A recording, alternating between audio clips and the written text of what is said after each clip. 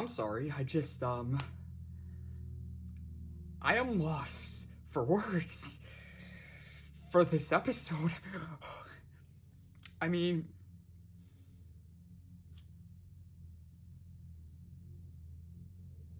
yeah, I'm sorry, I'm just lost for words. Okay, how's everyone doing today, guys? My name's Nico, and this is the Owl House Season 2 finale, episode 21 of the season, episode 40 of the series, King's Tide. This episode was just... It was just, honestly... It's ridiculous. It's all over the place for me because, I mean, okay, I say it's all over the place, but in terms of, like, if this is a great finale or, like, an okay finale, it's a really good finale. Honestly, I love this. I like this finale a lot better than the season 1 finale, which makes sense because, you know, usually every finale should be able to top its predecessor, and I'm not saying that the season 1 finale was bad at any case, it's just... I think we can all agree this second season was insanity, and it does not disappoint in its finale, because just, especially near the end there, like, let's get into it. Yeah, no, this, oh my gosh, this finale was insane. It was insane, and, really, I'm really just lost for words because what happens, like, everything that happens, and then where we end up with at the end of this finale is just,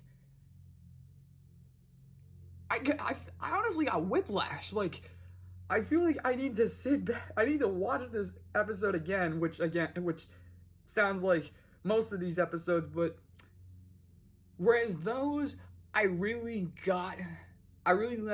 was able to take a lot of in. This one, just, I don't think I was able to take it all in this first viewing because of what just, I mean, yeah, my God, there's a lot of things that happen, and I'm like, what the heck? Let's start at the beginning of this. Of course, we pick basically immediately where we left off in the last one, that being Kiki Morris taking loose the Belos. The cats, you know, they're about to execute their plan to stop the draining spell, and of course you have Amity, Hunter, Willow, Gus, and Mr. Blight. They're on their, and King, I keep forgetting King, they're on their way to try and save Luce and stop the Day of Unity by any means they can, and honestly, it's very interesting to see the kind of, like, it's not really like a slow burn this episode has, because again, a lot happens in this episode, but it's just for Amity and the crew to kind of spend part of this episode, you know, just trying to get to Luce, you know, that was really intriguing. And then, of course, you had the cats, you know, they're executing their plan, but of course it's like they're already there, you know, they're just trying to set everything up for the Day of Unity. And then you got Luce with Belos, and oh my gosh, this whole sequence, okay, so starting with,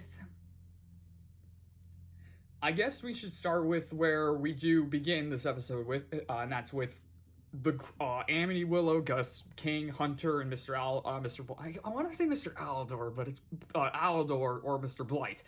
They're on their way to try and save Luce, but they're obviously very anxious. Hunter is like, let me drive, and Alador is like, I know how to drive one of these things. How about you calm down? And it's like, okay, yeah, there's the tension. And I love how all the palismen get together and they're just like, can we just calm down? And they don't even say anything, of course, because they're palismen. So instead they just shove a crate of food, and it's just like showing that it's like they can't rush this. They really need to take their time, breathe, just because.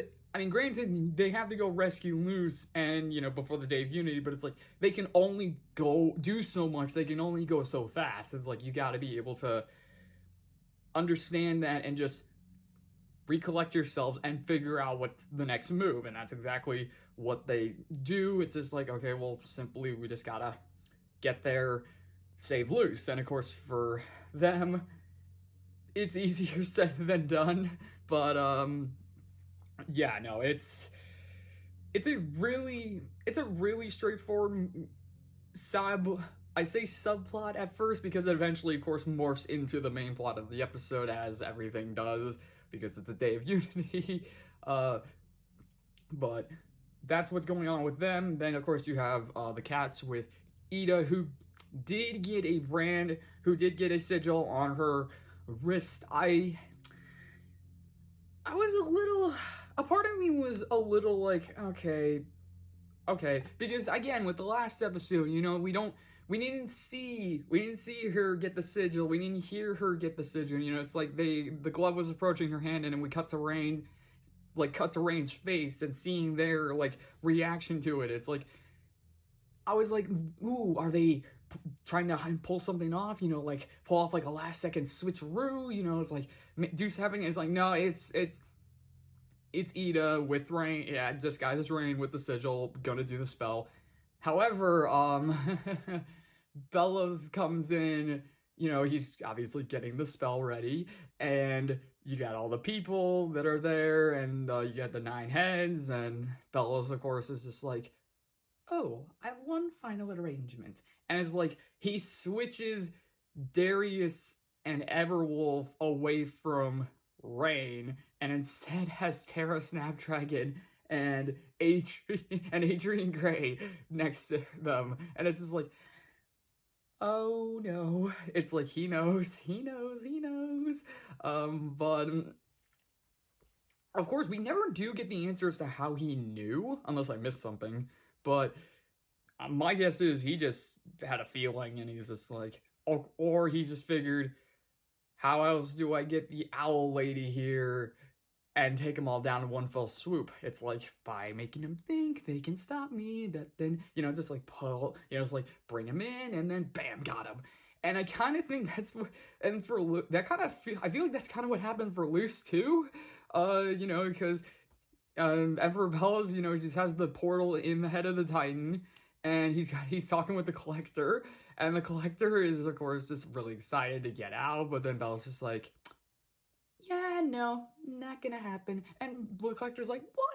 What do you mean? And it's like, well, I have the draining spell, and I have Titan's blood to power my portal to get home, so why do I need you? It's like, and of course, even the Collector's just like, oh, you don't want to do that. It's just like, see, that's the thing. It's like, in my mind, I'm like thinking, yeah, like, Belos would probably stab anything in the back, but I'm like, you would probably have to take a second and question what this entity is. And yeah, maybe Belos thinks he's safe because he doesn't know that there's a certain variable floating out there that can release the Collector. And of course, that variable being, yeah, let's hold off on that for a second, because let's talk about, of course, Belos just straight up saying, yeah, no, your deal's off. He throws the mirror, the glass, crescent of the moon. He just throws it down the cavern, and you think like, oh, that's gonna break it or something, but no, it doesn't break, as we find out later. And it's like, Belos, it is funny when Belos is able to pull off all of these feats and just make it, and it makes him look like this mastermind, just so many steps ahead. And really, when it comes down to it, it's really his ego that gets him, because every single time he has the wind in his hand, his ego kind of comes in has him underestimate the certain situation. So, like, for example, he figures all he has to do is throw this thing down a cavern so he doesn't have to worry about the collector, like, messing around with him. But even that didn't appear. Even that's just like, what if it's indestructible? What if it? Well, I mean, that's probably not indestructible because as we've seen fractured versions of this, but he just throws it down a cavern. He doesn't smash it. He doesn't do anything. He literally just throws it down a cavern. And it's like, sure, that's what stops it. But of course, another thing he underestimates with is Luce, because again, Kikimora comes in with the mech and is like, I have brought you this, and the Emperor Belos is like, Kiki. I mean, granted, Kiki doesn't realize it's Luce. Like, Belos is just like sends her away and is like, you can just go and rot, basically, because the draining spell eventually begins because the moon, of course, covers the sun, and they discover Terra and Adrian reveal that Rain is Ida, but of course, they stop him, capture Rain, and put them there so the draining spell can work. Although, I am intrigued in terms of the draining spell itself, because,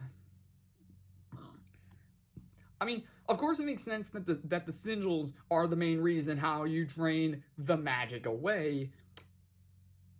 So was just like having the 9 heads there more of just like kind of like making it seem like this is a very important thing and just to kind of get them all in on it, and it's just like, and of course even them just being like, paradise awaits. I'm like,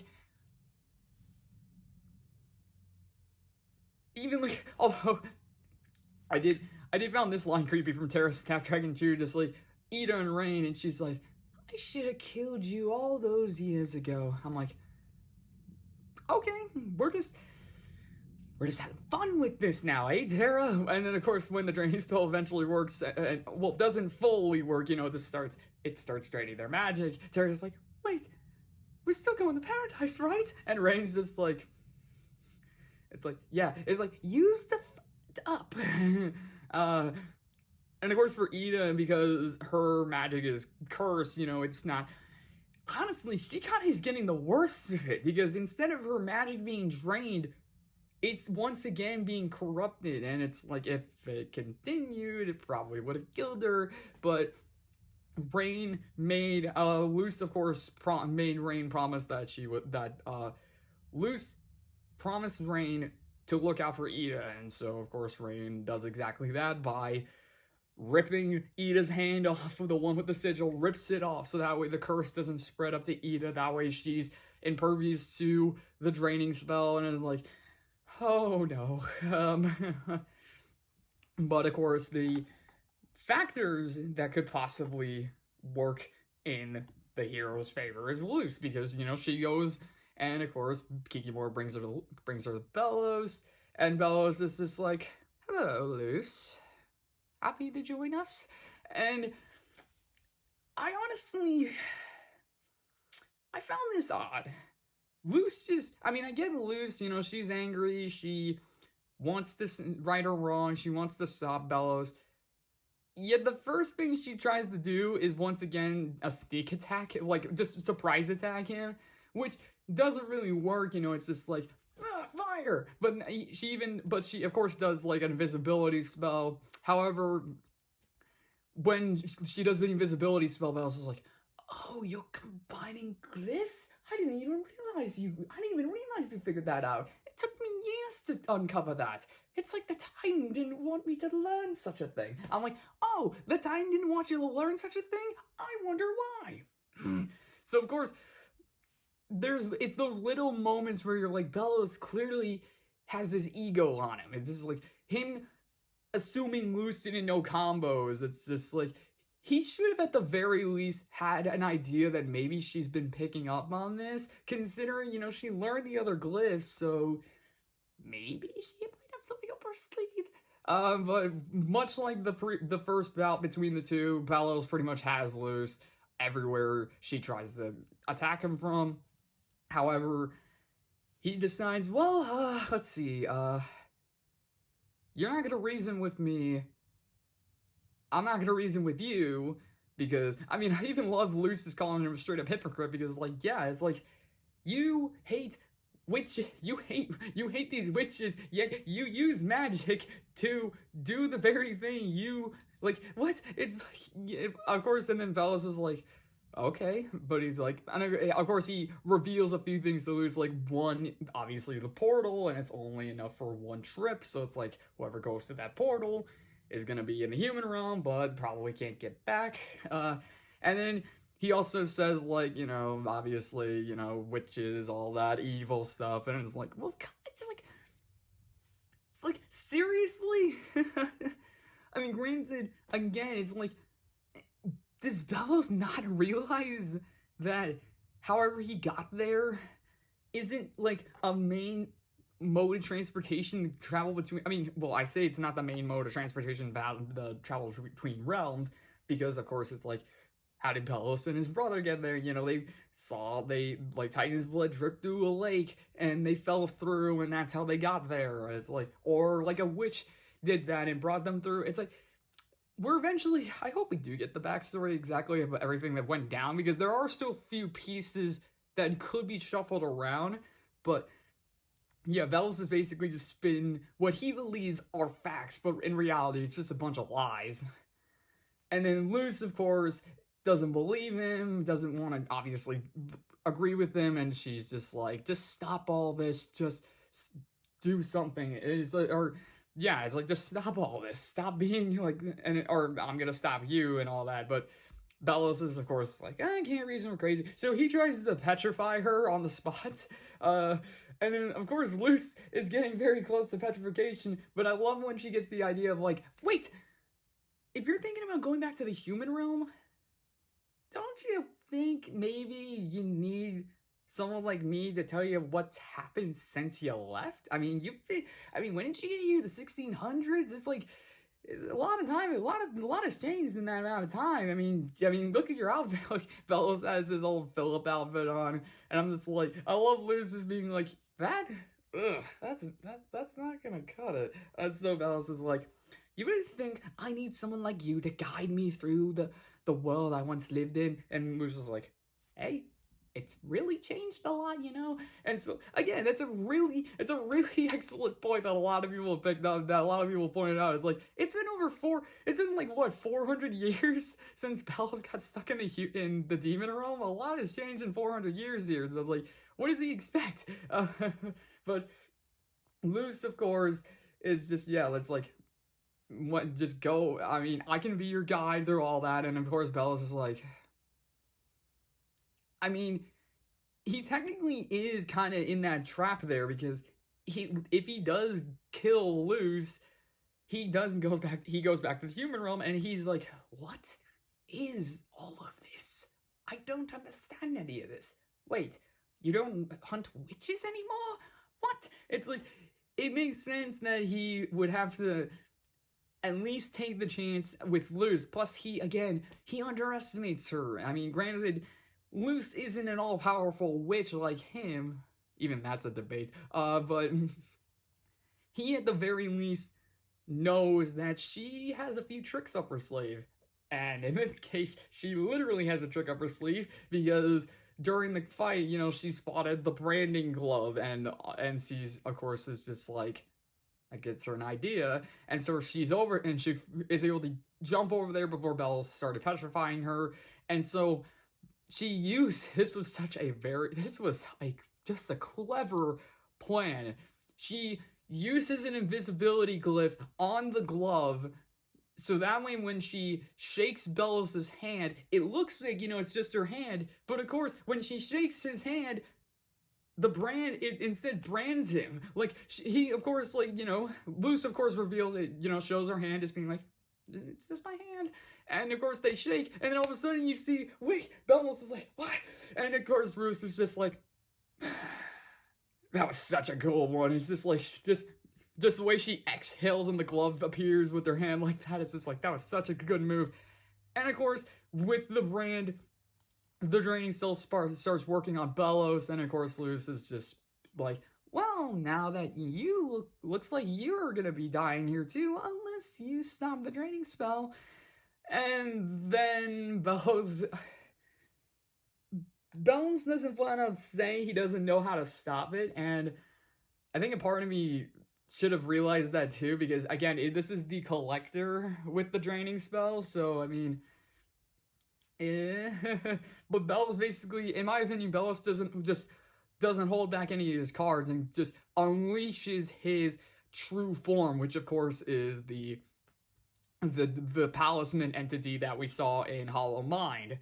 And he starts attacking Luce, and then eventually you have Amity, Hunter, Willow, Gus, and King. You know, they come in to save her. But before all that happened, they were of course flying on the blimp, but then they got attacked, and Aldor was like, "Why did I like?" I love it when other blimps come in and they're like, "We got a report that blimp was stolen," and it's like, "Oh, Dahlia." Ugh. And then, of course, Abomaton starts shooting at it, and Aldor is like, "Why did I make these things so powerful? Stupid, stupid, stupid." I'm like, Aldor, don't blame yourself.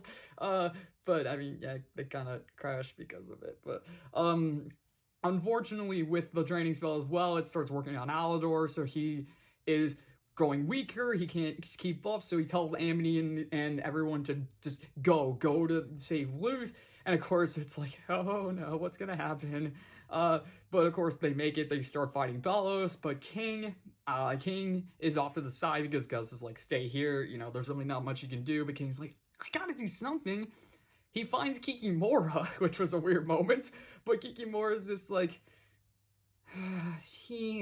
it's just like, how do we? King's like, how do we stop the draining spell? And Kiki's like, only the collector can do that. And King's like, what is the collector? Because again, he's been having a lot of these dreams with the collector. In fact, in this episode, he had a dream with the collector, and he saw him talking with Belos about the deal and all that. And it's like, and you know, the collector's like, but you swore on that.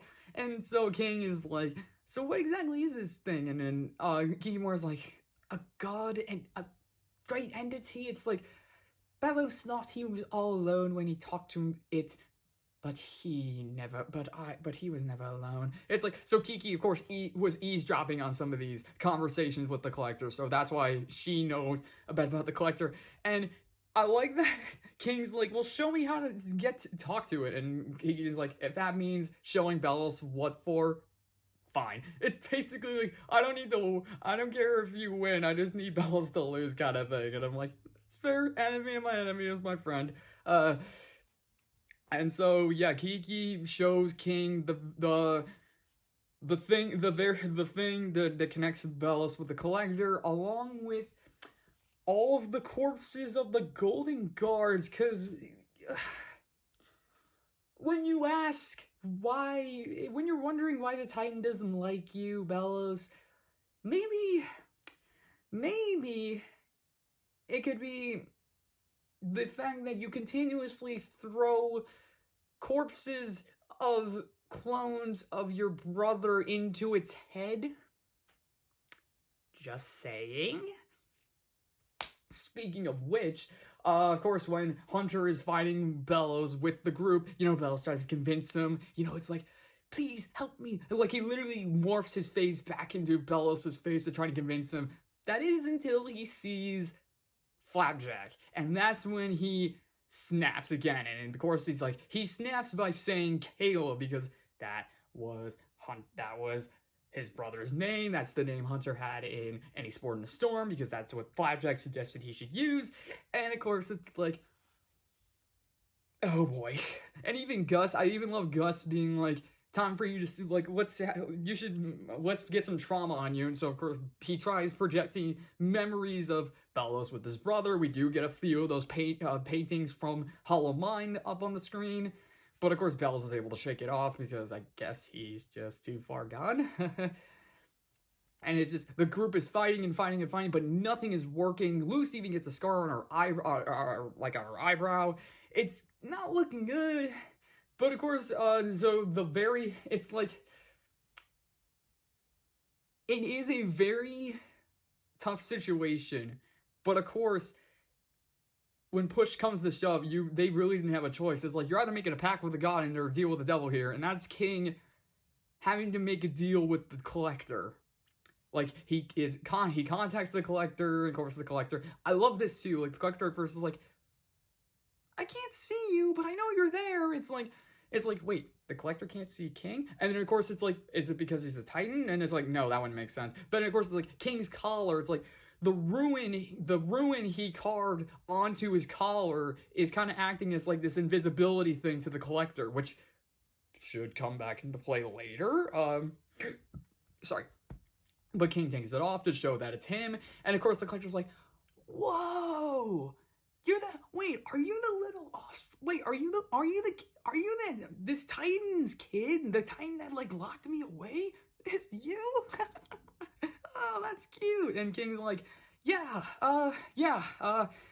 listen, Mr. Collector, we really need your help. And Collector's like, Mr. Collector, it sounds so boring. So it really is intriguing to see this kind of entity just acting like a little kid, you know, just like wanting to play games all day, you know, let's play forever, me and you. And so King, of course, is like, he realizes that he doesn't really have time to think of a plan. He just needs to do something in order to save everyone. And so he's just like, well, if it's a game you want to play, I know a fun one we can play. But in order to do that, we need a lot of players, like an island full, basically. And the collector's like, oh, what's the game? And it's like, oh, it's a fun one. It's called Owl House. And I'm like, oh my gosh, they seriously did that. And so, and the king and collector's like, how do you play? And the King's like, oh, I'll explain that.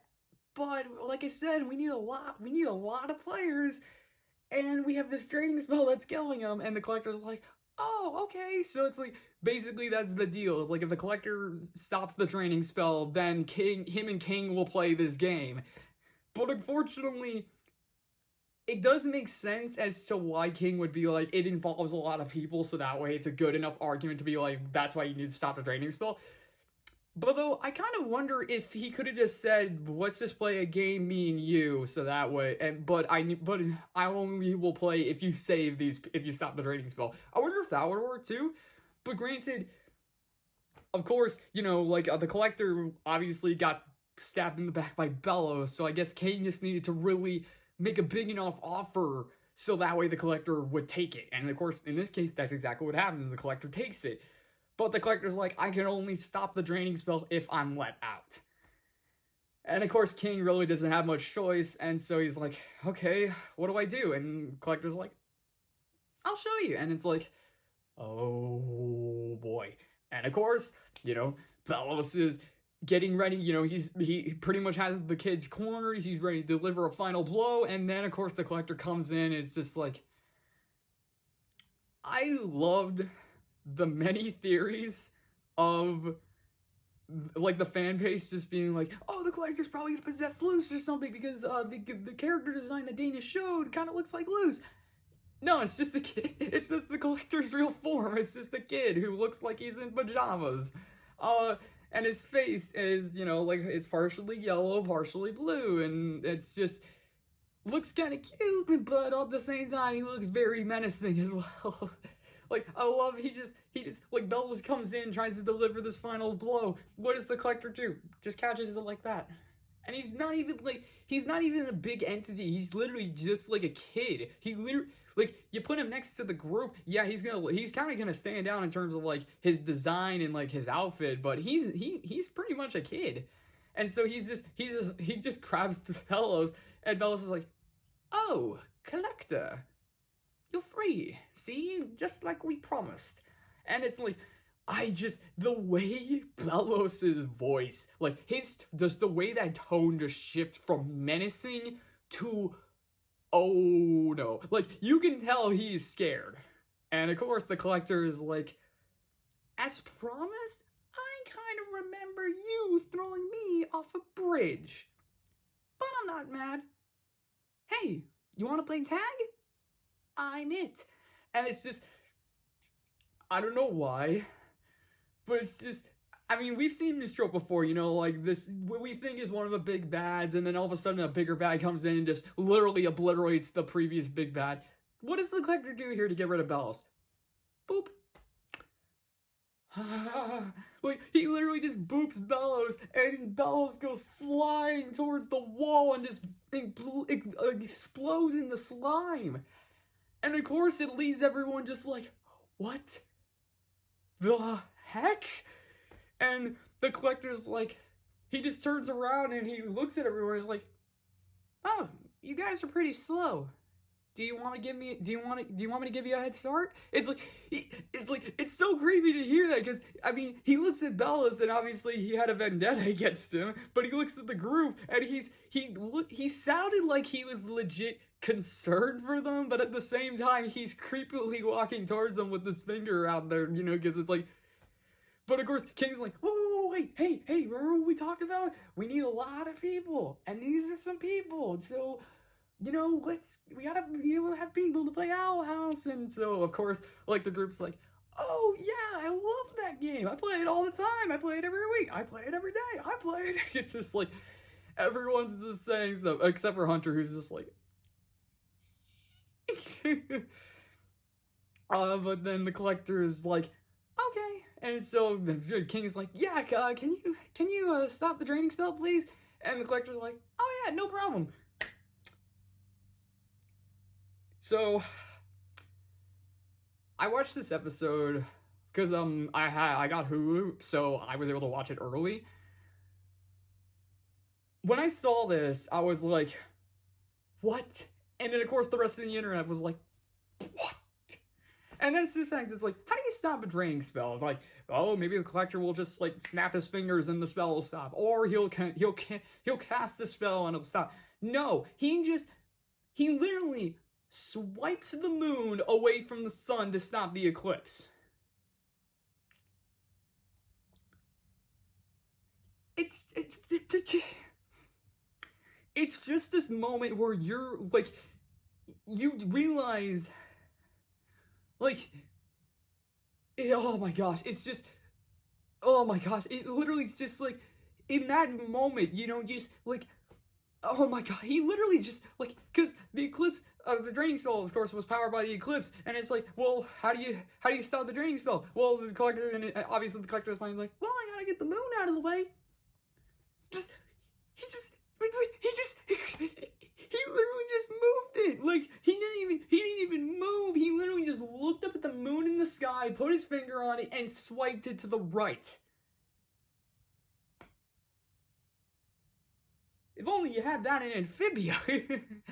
Granted, it would probably been more like a flick if they wanted to get rid of the moon in Amphibia, just being like, oh, we gotta stop this core. Okay. But in this case, you know, he just swiped it to stop the draining spell, so everyone's saved. And of course, it just leaves the group terrified, because they're just like, what the heck have we unleashed? But at the same time, it's like, you were forced to kind of let this out, because it's like, how else you were going to stop the draining spell? It's like, there really was no other option. And so, the Collector is like, well, if we're going to play Owl House, we're going to need a big house. And so, what does he do? He takes the skull of the Titan, and he's starting to mold it. And so, the group, of course, is in trouble, because they're like, everything is falling apart, and there is really, I mean, I was wondering about their palisman. I'm like, what happened to their palisman? Like, I mean, I feel like they could have flown off, but at the same time, it's probably more dangerous to try and maneuver their way out of a crumbling skull of a Titan. So, what's their option? The portal. And it's like, we're doing True Colors again. It's just like, the group needs to get out of there. There's the portal. They go to the portal. At first, you know, like, everyone gets in except for Luce, because she's trying to hold it together as it's falling apart. And then King is obviously trying to go with them. And of course, Luce is like, I need to stay behind. I need to make sure Ida and everyone else is okay. But it's like, but we can't. We don't have time. Everything's falling apart. And eventually, King himself is like, I can't go with you, because the Collector's like, hey, you pinky swore. We gotta play this game. And it's like, King, of course, is like, yeah, he can't leave. He can't just ditch the Collector. So and then it's just this emotional moment with King, saying, like, telling Luce thank you for being such a big sister and all that. And of course he goes flying towards, he doesn't go flying towards the Collector. It's just like Luce is hanging onto him and doesn't want to let go, so King does like one last sonic scream, sends Luce and the crew through the portal just before it collapses. So of course King is stuck on the human. So King in this case is kind of Marcy. Granted, he didn't get stabbed through the back, so there's that. But King, Ida, and Rain, everyone is stuck on, they're on the bowling aisles now with the Collector, who knows what this thing can do. And then we have Luce, Hunter, Gus, Willow, Amity, and their palisman, I guess, maybe? I don't know. They're stuck in the human realm, and of course, it's pouring rain. But Gus is like, no, it's fine. It's human rain. It doesn't hurt us. I'm like, oh, nice. But, so, they get sent back. They go through, they're in the old house. They're on the front yard. Luce runs to the door, tries to open and close it, just tries to see if it can work, but it doesn't. And so they go to Luce's home. And just when I thought there wasn't enough, like, punches to us being like, oh yeah, this, we literally get,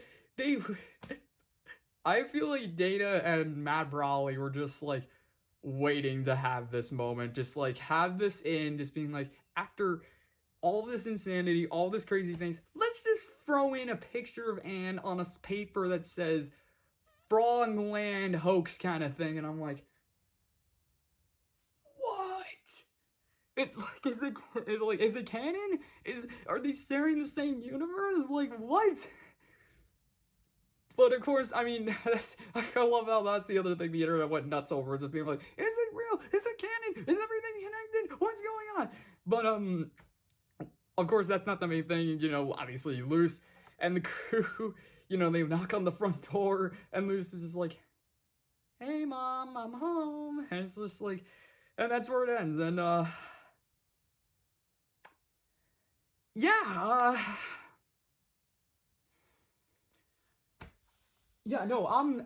that's, outside of talking about what happened in this episode, I'm just flabbergasted.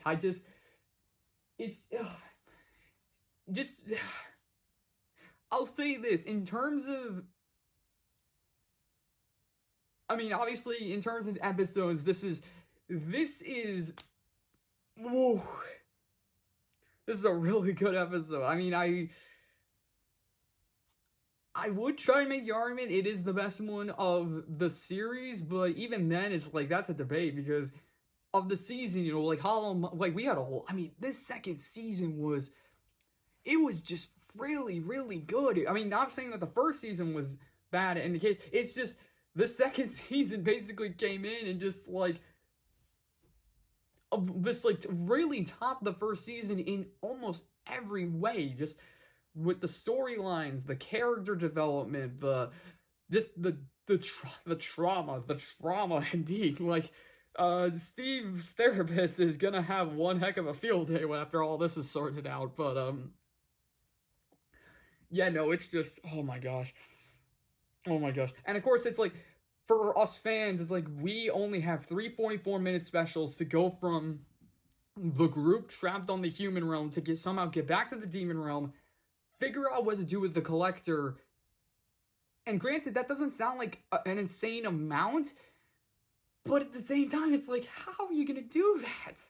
Because with the group trapped on the human realm and King in the demon realm, the only thing powerful enough to make a portal is Titan's blood. So unless they find some sort of pond or lake that it has leaked with Titan's blood, that's pretty much their ticket back. But even then, unless King, like, persuades the Collector to bring him back somehow, or King is off to the side, he's secretly making a portal because now he knows that he's a Titan, he can just use his blood. But even then, it's like, how are they gonna get back? I mean, also, of course, the interactions that they'll have with Mrs. Noceda is going to be, one, very intriguing, because obviously they're all witches, but, of course, Mrs. Noceda will obviously see that Luce has made some friends. You know, Willow and Gus are going to be like these friends. Hunter, I guess, could kind of be like a brother, and then obviously Amity's the girlfriend, so it's gonna be.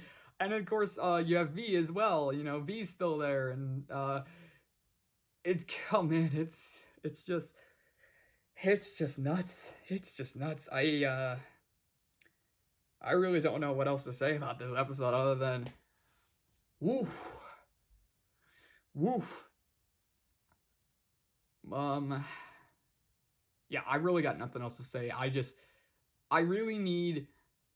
need to, one, watch this episode again, two, really let everything sink in, and then after that, just be like, where do we go from here?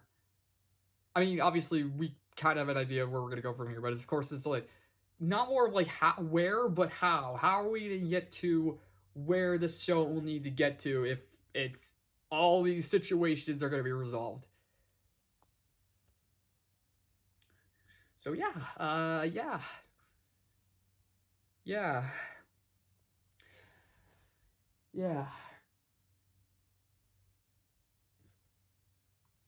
Okay, yeah, I think that's everything I got for this episode, so, hope you guys enjoyed the video, and, hope you guys been enjoying these vlogs. If you've been watching these since when I first put these up, it's been a heck of a journey.